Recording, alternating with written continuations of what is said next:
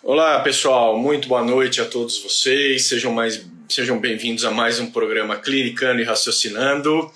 Lembrando que este programa é único e exclusivamente dedicado a médicos veterinários e estudantes de medicina veterinária e que o nosso objetivo aqui é discutir temas de medicina interna em cães e gatos e ajudar a todos nós a salvar cada vez mais pacientes caninos e felinos. Eu sou o professor Paulo Filian e junto com a professora Helena e a professora Heloísa faço parte da equipe da Raciocínio Clínico Veterinário Experts. E hoje é dia de mentoria ao vivo, né, onde a gente discute casos clínicos, vocês dão as contribuições e a gente procura ajudar um colega e, consequentemente, um paciente. Tá certo, pessoal? Agora sim, muito boa noite a todos também que estão chegando por aí. Já temos bastante gente hoje aqui na live. Boa noite, Julian. Boa noite, Luiz Moreno. Tudo bom, pessoal? Tudo bom, Lucas Fiuza? Guilherme Ferreira, boa noite, como vai? Tudo bem? Ana Clara. Muito bem, pessoal, bacana, já temos bastante gente então.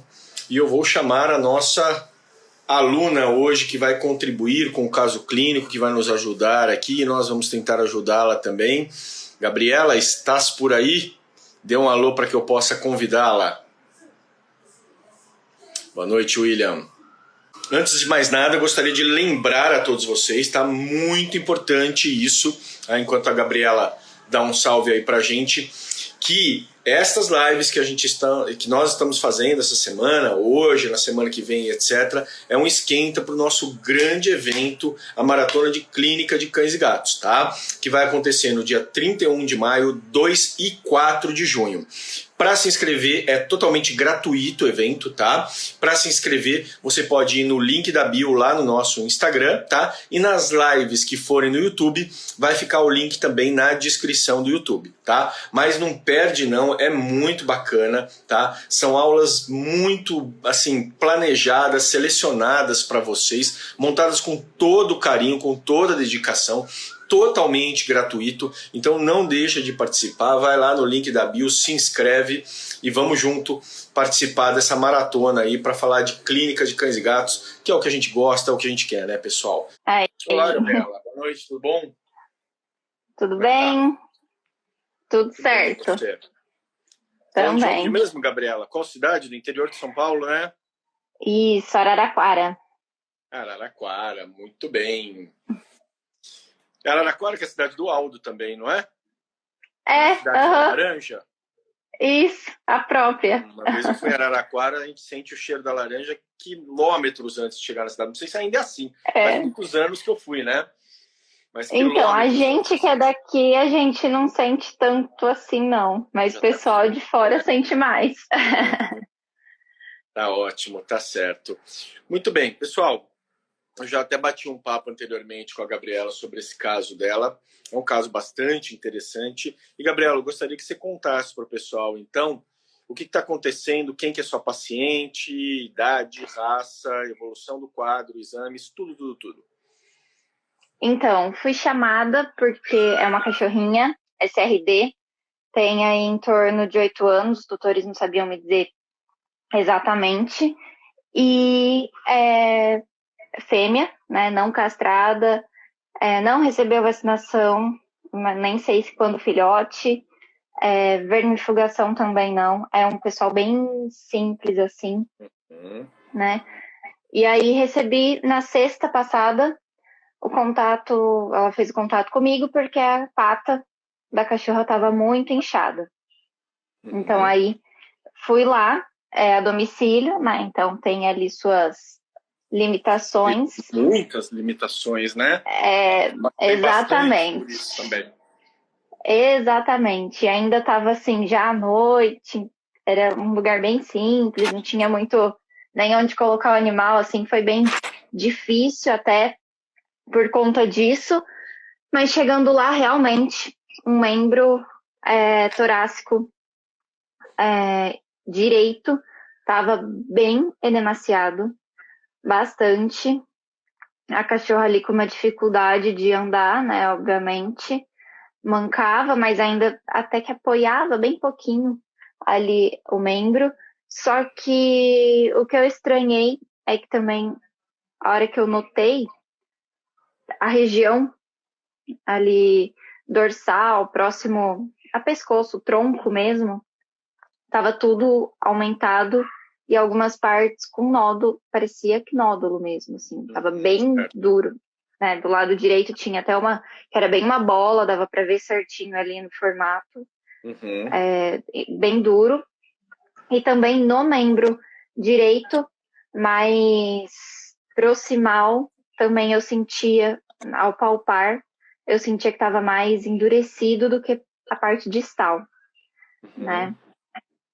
No restante, tava comendo, tava ativa, assim, né? Tava limitada ali para ficar se locomovendo, mas tava esperta, enfim. A doutora disse que um comportamento normal dela.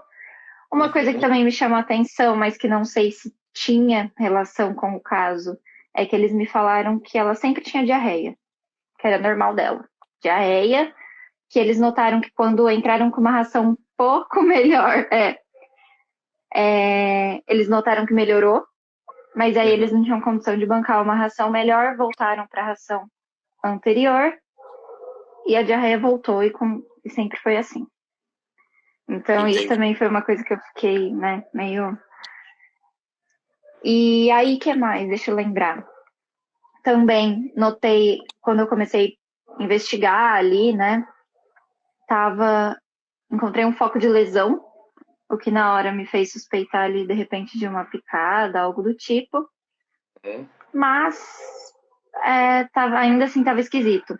E vários nódulozinhos, tipo, eu palpava, eram bolinhas durinhas mesmo, em várias regiões do corpo. Várias regiões do corpo, tá. Beleza. Bom, desculpa, você falou da temperatura? 38. Normal? 38. Normal. Né? Então vamos assim, lá. Vamos de ver resto, onde nós estamos por enquanto com esse caso. Pessoal, nós estamos atendendo uma paciente fêmea sem raça definida de 8 anos de idade com um aumento de volume aparentemente de início súbito no membro torácico direito. Tá? Então a gente está partindo do pressuposto que o histórico é confiável. Mas a gente sempre tem que ter em mente que nem sempre as informações são fidedignas. Não por má fé, maldade, mas às vezes o tutor não é tão assim próximo, uma relação tão estreita com o cão, ou ele não percebeu, tem dificuldade de perceber determinadas alterações. Então a gente sempre tem que ter em mente que não necessariamente foi tão súbito assim, tá? Mas, assim, além do aumento de volume isolado, também há uma claudicação, uma impotência funcional, né? Não consegue apoiar apropriadamente o membro, mas razoavelmente bem sob demais aspectos. Mucosas normais, linfonodos normais, bem tratados. Verdade. A mucosa eu achei um pouquinho... pálida. Estava um pouquinho pálida. Tá. Palpação de abdômen e ausculta cardiovascular também normais, né? Normais. Esqueci também de comentar que o membro anterior também começou, posterior, perdão, do mesmo lado, do lado direito, também começou a inchar. Né? Esse período que a tutora me chamou, ela falou que fazia uma semana mais ou menos que a cachorra tinha acontecido isso, mas foi agudo. Perguntaram aí se tinha sido de forma aguda. Disse ela que sim, mas que aí eles demoraram para me chamar, não tinham condição. Aí viu que em uma semana não melhorou, me chamou. E aí nessa uma semana ela começou a notar que a outra pata também começou a inchar. Mas não estava tanto, mas estava. Tá. Então, assim, eu acho que um ponto de partida que a gente insiste muito aqui nas nossas conversas, no nosso curso, no nosso jeito de ensinar, é que a gente tem que ter um delineamento do nosso raciocínio, né? Um método, um caminho a se seguir. E se você vê assim, tem um aumento de volume, e aí você começa a falar, pode ser câncer, pode ser isso, pode ser aquilo, isso é difícil e você pode se perder. Então, acho que a melhor maneira de você estabelecer um raciocínio clínico a respeito deste caso, tá, é partir do processo fisiopatológico. Então, você tem o processo fisiopatológico de edema. E o edema é ótimo para a gente pensar sobre ele. Deixa eu ver só as considerações do pessoal, se não passa para cima. Tá todo mundo leixe. Então, pessoal, olha só, tá? Em relação à leishmaniose, A leishmaniose, o que a gente tem que ter em mente em áreas endêmicas, e certamente todo mundo que está postando o comentário trabalha em áreas endêmicas, eu trabalho em área endêmica, acredito que Araraquara não seja área endêmica, né? Não, é mais pro tem, oeste mas não, de São não Paulo, é. região de Bauru, ali, Araçatuba e etc. Tá? Que em área endêmica a gente pode chegar a ter um trabalho lá da região do Mediterrâneo que mostra uma prevalência de 70% no PCR para leishmaniose em todos os cães da região, tá? Numa determinada localidade. Então a gente tem que entender que o paciente que tem leishmania, que está infectado, ele quebra a perna, tá? Ele tem abscesso, ele tem infecções, ele tem doenças autoimunes, ele pode ter um monte de coisa, tá? Por quê? Porque existe uma grande prevalência da leishmania. E o animal desenvolve outras doenças, porque muitas vezes ele é infectado, muitas vezes ele nem começou a desenvolver os sintomas de leishmaniose, tá? E isso é particularmente difícil para a gente que trabalha em área endêmica. Você separar o joio do trigo. O que é aqui nos sintomas dele a leishmania e o que é outra coisa. Quando a doença que ele tem ainda é parecido com leishmaniose, aí o caso babuja de vez. Vou dar um exemplo. Uma vez atendi uma paciente com uma dermatomiosite e ela tinha título para leishmania. A dermatomiosite causa lesões tegumentares, né? Causa uma série de alterações que podem ser semelhantes à leishmaniose. E aí ficava assim, até a biópsia da pele que foi realizada, né, para o diagnóstico, as alterações histopatológicas poderiam ser de leishmania. Percebem a dificuldade? Então tenham cuidado, tá? Não estou dizendo que um caso desse não pode ser leishmania. Quando vocês falam de edema relacionado à leishmania, a principal causa de edema relacionado à leishmania é a glomerulonefrite, a perda de proteínas pela urina, aí normalmente o edema causado por hipoalbuminemia. E aqui tem algumas condições que levam a gente a não acreditar nesta fisiopatologia, e eu já vou falar mais sobre isso, tá? Obrigado, pessoal. Deixa eu ver aqui. O pessoal está falando dos exames, a gente ainda vai chegar lá, tá, pessoal? Quais exames são indicados, né? Vejam que tem uma restrição financeira, a gente tem que pensar bem quais exames que a gente vai solicitar, tá? Então vamos lá, vamos pensar pela fisiopatologia. Edema. O que causa edema? A gente tem 4 processos fisiopatológicos básicos que causam edema, que todo clínico de cães e gatos, médico humano, tem que saber de cor e salteado. Aumento da pressão hidráulica e diminuição da pressão oncótica, que são edemas hidrodinâmicos, tá? Hidrodinâmicos quer dizer causados por alterações pressóricas, tá? Aumento de permeabilidade vascular, e aí eu estou falando de um processo inflamatório, né, que causa, então, aumento do espaço das fenestras no vaso, favorecendo a exudação. O próprio nome diz, né, pessoal? É um exudato, porque ele exuda. Os transudatos transudam, tá? E, por fim, o bloqueio linfático, tá? Que é a 4ª causa de edema que podemos observar, tá? E aí, pessoal, tendo essas 4 causas em mente, a gente pode delinear um plano diagnóstico quais são as principais possibilidades. Primeiro, hipoalbuminemia, diminuição da pressão oncótica. É possível nesse caso? Pessoal, se eu estou falando de uma diminuição da pressão oncótica por hipoalbuminemia, eu estou falando de uma perda glomerular ou de uma perda intestinal, enteropatias com perda proteica, ou de insuficiência hepática. Nesses casos, você tem, invariavelmente, não apenas edemas subcutâneos, mas efusões, por exemplo, efusão abdominal. E o edema ele nunca é isolado em um membro e ele não é doloroso. Pronto, a clínica já me disse, isso não é hipoalbuminemia. Então, sobraram para mim 3 causas de edema. Edema inflamatório, bloqueio linfático e venoso, tá? Se eu estiver falando de um edema inflamatório aqui, é muito possível e provável um edema inflamatório, tá? O que poderia causar uma inflamação difusa, assim, causando este edema no membro? Eu poderia, por exemplo, ter uma peçonha. Poderia ter sido uma picada de aranha, uma picada de escorpião. Poderia, é possível. Essas peçonhas causam edema, né? Particularmente o escorpião é absurdamente doloroso.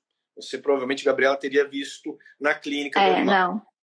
Aranhas, a gente tem diversas, né? Nem sei dizer quais são os efeitos de veneno de todas. A aranha marrom, que é a mais danosa em geral, também causa necrose ali, tá? Então, assim, mas eu sempre mantenho em mente que possa ter havido, sei lá, se ele tem uma hipersensibilidade, ou que bicho, uma vespa, uma abelha, que possa ter picado ali, É possível? Eu acho possível. E aí a gente está falando de um edema inflamatório. Ainda na linha inflamatória, e aí não bem edema, tá? A gente sempre tem que considerar no aumento de membro o flegmão, tá? Que a gente, aí não é bem um edema, tá? É uma infecção do subcutâneo, que pode ser difusa. E você tem que considerar também, não vai ser provavelmente no seu caso, a gente vai fazer considerações a respeito, mas é uma coisa que você sempre tem que colocar como diagnóstico diferencial, tá? Uhum. E ainda falando do edema inflamatório, a gente pode colocar aí as infecções diversas como possibilidade, né? Que podem causar aí aumento de permeabilidade vascular, principalmente infecções bacterianas, tá? Bom, e as outras, então falamos de edemas inflamatórios, aumento de permeabilidade vascular. Mas o que poderia causar um bloqueio linfático ou um aumento de pressão hidráulica? Porque o aumento de pressão hidráulica, a principal causa são as insuficiências cardíacas, a cirrose causando hipertensão portal, mas no membro, aí a gente pode até juntar as duas. E eu vou falar de uma compressão venolinfática.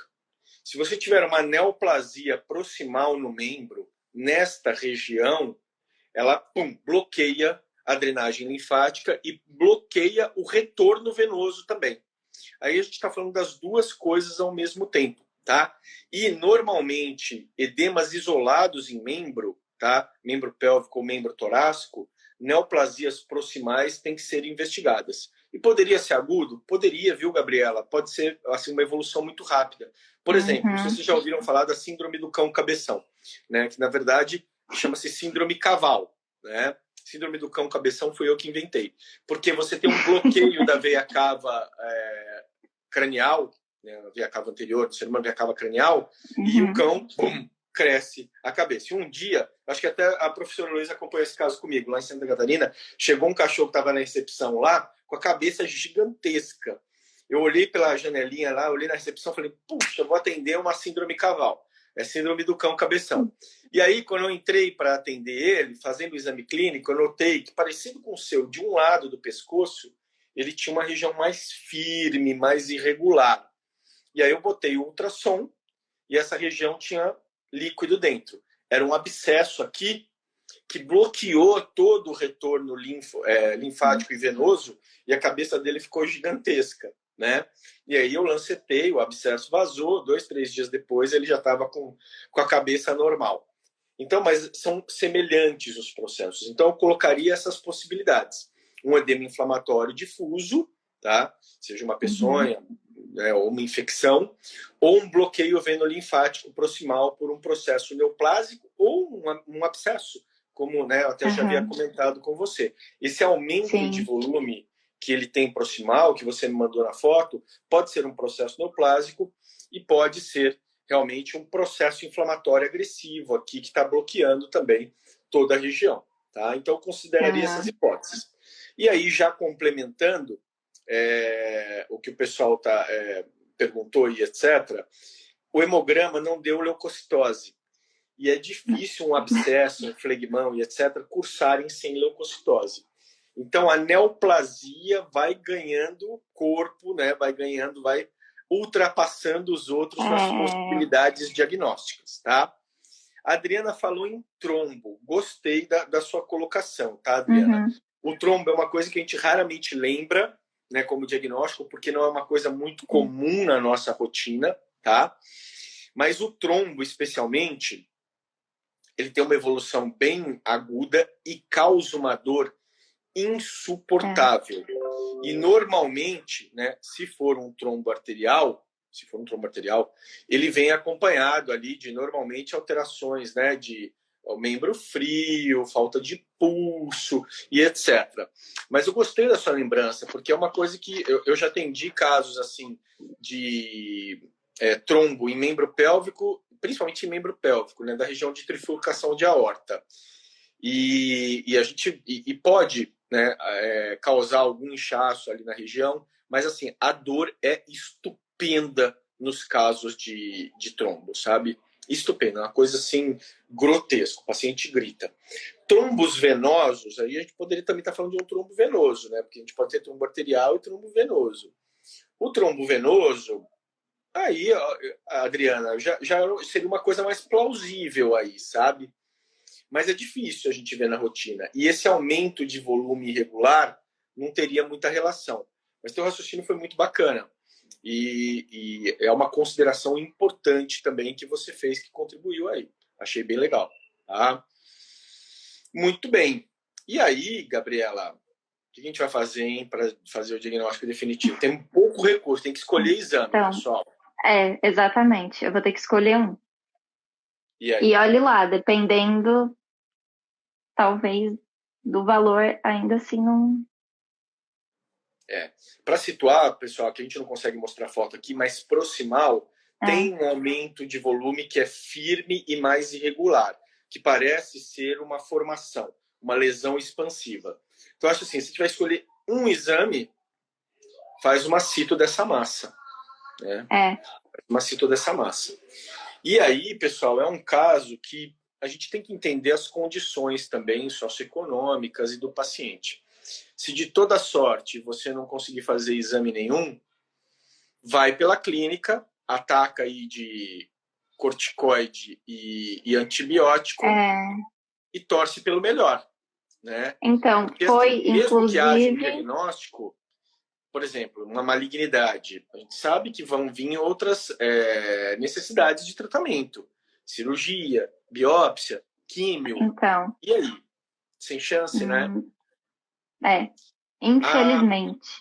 pergunta da Carolina, o membro pélvico que estava com aumento de volume parece que não se confirmou, né, Gabriel? Não inchou mais. Então, Deixa eu falar. o que que acontece? Eu já entrei, inclusive, na hora não tinha muito o que fazer, e acabei já prescrevendo o. Porque, assim, a tutora, ela tinha o dinheiro pro hemograma, ali a primeiro momento, e aí ela vai tentar juntar dinheiro agora, para agora, nessa semana, a gente conseguir fazer mais exame. E aí, então, eu já entrei com o corticoide e já entrei com o antibiótico. E aí, o membro posterior diminuiu. Ele não inchou mais e regrediu, inclusive. Agora, o, a parte dos torácicos ali, mesma coisa. Do torácico, né? E aí, o aumento ali regular do outro lado se manteve, não mudou nada. Uhum. É. Eu acho que assim, até por essa evolução, sem mudança e etc e tal, e aquele aumento de volume, neoplasia é o mais provável mesmo. Tá? Acho que vai ser pouco provável ultraetiologia, ausência de leucocitose, né? Mas você vai É. acompanhando e funciona o aumento de volume, mesmo que não for fazer a cito. Uhum. De repente tem uma coleção purulenta ali que você consegue identificar clinicamente e já pode ajudar a optar por um lancetar, por exemplo. O veterinário William pergunta se Uhum. a osteomielite cabe neste caso. Normalmente a osteomielite, William, ela tem uma característica clínica um pouco diferente. A região até incha, tá? A região que está com a osteomielite. Mas o inchaço não é difuso assim no membro, tá? Como normalmente está apresentando. Mas um processo que comece de fora, ele pode progredir também para dentro do osso. É uma possibilidade. Mas a osteomielite isoladamente, ela não causaria normalmente esse inchaço difuso do membro, tá? Seria uma coisa mais focal no local da osteomielite, certo? Mara, o corticoide, se ele atrapalha a citologia, de uma neoplasia, assim, se você estiver falando, de uma neoplasia linfóide, de um linfoma, a gente sabe que o corticoide pode momentaneamente causar uma regressão. Nos demais processos neoplásicos, carcinomas, sarcomas, é muito pouco provável que você perca o diagnóstico. Na verdade, diminuir o processo inflamatório local pode até auxiliar, né, na interpretação citológica, porque a gente sabe que uma inflamação muito intensa pode causar alterações displásicas nas células e mimetizar uma neoplasia. Então, não acho que vai prejudicar. Embora a gente saiba que algumas neoplasias, o masto também pode dar uma regredida, né? Mas não ver na citologia eu já acho menos provável, tá? Aí acho que é tranquilo, viu, Mará? Pessoal falando do raio-x. Sim, a gente falou de raio-x, vocês têm razão. Uhum. Seria ótimo ver com imagem aqui o membro, mas a É. limitação financeira é que está sendo mais complicado ali. Rafaela pergunta do osteosarcoma, tá? Sim, seria se você tiver um osteosarcoma proximal aqui, ele poderia justificar um bloqueio ali no local, sem sombra de dúvida. E até a Gabriela me perguntou se seria possível um osteosarcoma sem dor. Pior é que sabe, assim, 99,99% dos osteosarcomas são extremamente dolorosos. Mas, por exemplo, eu já tive um paciente, um Doberman, eu não esqueço o nome dele, o Betinho. Ele chegou com osteosarcoma no membro, que era, eu tô falando, tô de sacanagem não, era quase uma bola de basquete. Eu acho que aquilo já estava tão avançado, tão grotesco, que ele nem não sentia mais o membro. Ele podia fazer o que quisesse naquele membro dele, que ele vinha arrastando aquilo e ele não estava nem aí. Porque eu acho que, sei lá, deve ter destruído a terminação nervosa, tudo. Mas, assim, o que a gente espera é que tenha uma dor importante, sim. Tá? Raça, pessoal. Então, ela até tem, assim, um certo incômodo, só que ela, comigo atendendo, ela ficava paralisada. Então, ela não me demonstrou ali muito aonde sentia incômodo, mas eu acredito que ela sentia dor, porque com medicação, inclusive para dor, a tutora falou que achou que ela ficou mais animadinha, assim, melhorou em relação a conseguir andar, começou a apoiar um pouquinho mais a pata. Então, assim, acredito que dor ela tenha, mas não tanto igual o que eu já acompanhei com osteosarcoma, sabe? Claro. Em geral, ele é muito doloroso, né? O Guilherme pergunta, professor, qual das alterações que poderiam ser vistas em hemograma de alterações neoplásicas? Uma média de tudo, tá, Guilherme? Mas eu vou tentar pontuar o que é mais comum. Do ponto de vista de eritrograma, anemias regenerativas frequentemente acompanham processos neoplásicos, tá? Então, tumores de mama, neoplasias de maneira geral, cursam como uma anemia do processo crônico, tá? Mas a gente pode ter muitas variações nessa anemia. Você pode ter uma neoplasia que sangra, né? Por exemplo, o próprio tumor de mama ulcerado, e aí você pode ter um quadro mais tendendo à regeneração, por exemplo. Você pode ter uma neoplasia que causa infiltração da medula óssea, um caso que a gente conhece como mielotísica, e aí você ter um quadro de anemia regenerativa mais por infiltração medular. Em casos de hemangiosarcoma, você pode ter hemólise microangiopática. Então percebe que são muitos mecanismos distintos, tá? Hemorragias, neoplasias cavitárias, como o próprio hemanjo, podem sangrar, tá? Então a gente tem muitos mecanismos de anemia, mas em geral a anemia, tá? Já a eritrocitose é muito mais improvável de você observar, a menos que fosse uma anel renal, alguma coisa assim, tá? Bom, do ponto de vista de leucograma, também é variável. Do normal, né? Tudo também, o eritrograma também pode estar normal, a leucocitose ou leucopenia. Se você tiver uma infecção sobrepondo a neoplasia, você pode ter leucocitose com desvio. A própria inflamação que acompanha muitas vezes a neoplasia, com necrose tecidual e etc., pode determinar uma leucocitose. Se for uma neoplasia linfóide, uma leucemia, você pode ter uma leucocitose brutal por linfocitose, né? Por exemplo, a leucemia linfocítica crônica ou a leucemia linfoblástica aguda, tá? O próprio linfoma pode leucemizar e ter alterações com leucocitose por linfocitose importante, com atipias celulares, né? Então, são muitas variações, tá? Do ponto de vista de plaqueta, na maioria das vezes observa-se consumo, principalmente se houver hemorragia. Hemanjo também causa trombocitopenia, porque o hemanjo causa CID, né? Coagulação intravascular disseminada, trombocitopenia por consumo. Se houver invasão medular, também pode causar destruição da série megacariocítica. Então é extremamente variável, tá, Guilherme? Aí vai depender, porque câncer é um universo à parte, né? Então é muito variável. Respondido, Guilherme? A Juliana pergunta se pela idade poderia ser artrite. Juliana, é importante pontuar algumas coisas, tá? A artrite não tem relação com idade. A artrite é um processo inflamatório da articulação que pode acontecer com qualquer idade, porque tem etiologias mais específicas. Então, por exemplo, leishmaniose, lúpus, poliartrite imunomediada idiopática, bactéria e assim por diante, tá? A artrose é que tem mais relação com a idade. E nenhuma das duas causa edema no membro. Elas podem causar aumento de volume pontuais na articulação. Então, clinicamente, a gente pode descartar os processos articulares. Tá? Entendi. Você não acompanhou do início, mas não tem problema não. Tá? É bom que a gente vai discutindo os assuntos. Tá? aí o Guilherme falando da trombocitopenia, né? Eu comentei exatamente isso, Guilherme.